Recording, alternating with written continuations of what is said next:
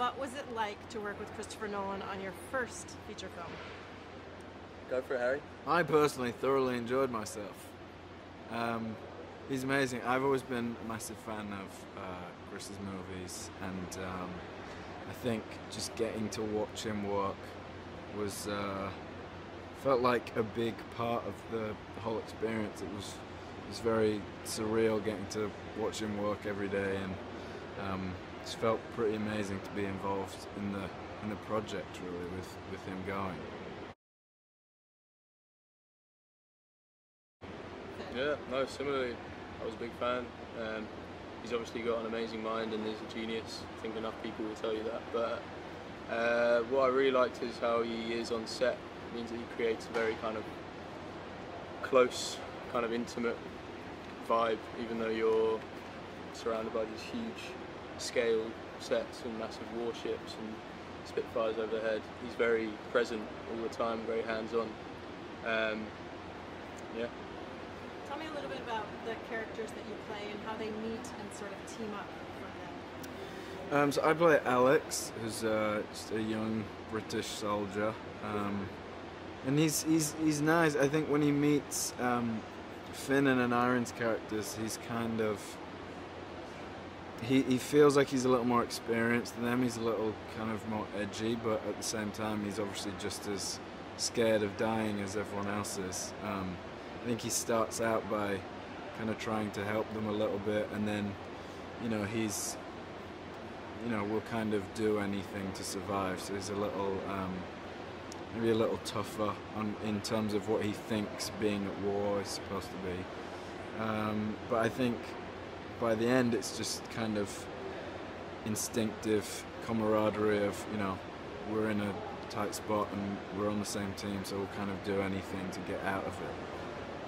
Yeah, I played Tommy, who's a young private, and he's clearly much less experienced than Harry's character. I think I'd also probably say he's probably a bit more compassionate, maybe because of his age and lack of experience, so he doesn't have quite the same mindset as Alex does. He's a bit less harsh, a bit more hopeful in some ways, but still with that drive to get home that all of the characters have, I think. Yeah, I think there's a good contrast between the two. Between all three of us, actually, between me, Harry, and Iron, we're all very different in lots of ways, but all with the same objective.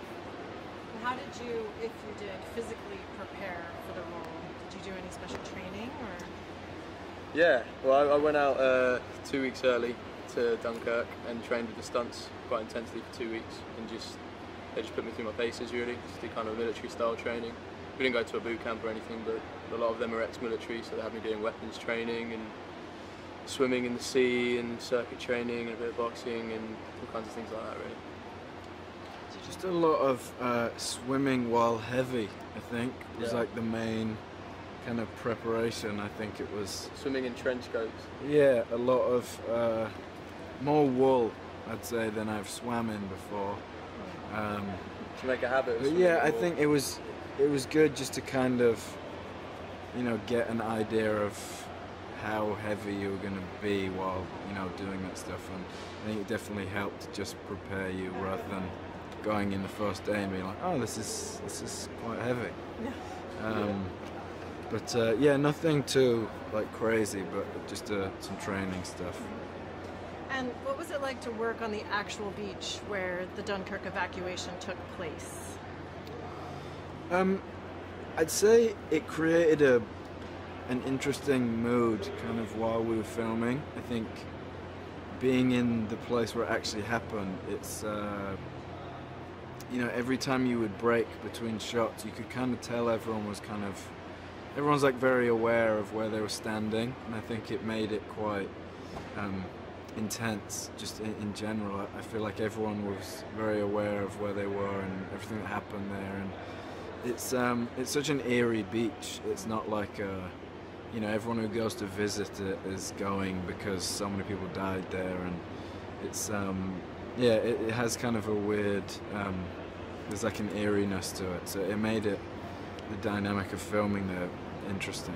Did it give you sort of a better understanding of what these soldiers went through? Yeah, definitely. I think Harry said Harry's bang on. It was sort of like a very sobering thing to go through, and kind of added something to the film and made us realise, I think, if you hadn't already before, how much respect and subtlety you had to treat this topic with, because they were real people. It was a terrible event, and it's not something to be taken lightly. You can't just go in and do an all guns blazing action movie. You've really got to treat it with the respect it deserves, I think. Yeah. And I heard you had some really challenging days weather-wise out there on the mole. Tell me what that was like and how that sort of impacted your performance. Cold.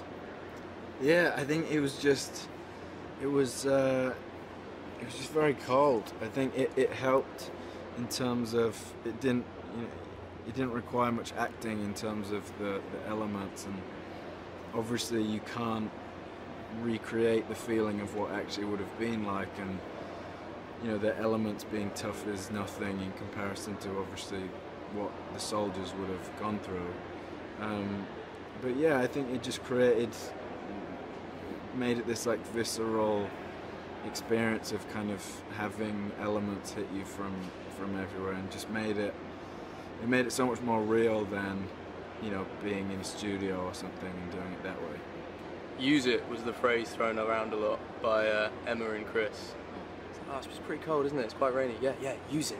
Yeah, and I wouldn't have had it any other way. I think if it had been done any other way, if we'd been sitting in warm tents and going out to do one shot, it wouldn't have looked as good. I wouldn't have felt as proud of it. I think there's no problem with working hard and being cold and wet for something like this. It's a very important thing to be talked about. Had you known about the miracle of Dunkirk before this movie? Or? Yeah, I think you touch on it at school, but it's not. I think it was so early on and obviously not considered a victory. So I don't think people teach it as much as you would expect, and I think there was something that's so great about the movie is that it's such a massive piece of history and an important part of the war, and I think it's such an important part that isn't told that often, and I think it's a really good look into a piece of history that's often looked over. I think the movie's amazing. I think he's done such an amazing thing with the story and how he's told it, and it's great. I think you learn about the spirit of Dunkirk a lot at school, or at least it's clear when you learn about the war that the spirit of Dunkirk, Dunkirk set the tone for the rest of the war and how Britain would react throughout the rest of the war, which was a very coming together kind of thing with the British people, of supporting each other, supporting the troops to get through this time of crisis. So I think you touch more on the spirit of Dunkirk, but not necessarily the actual events that took place.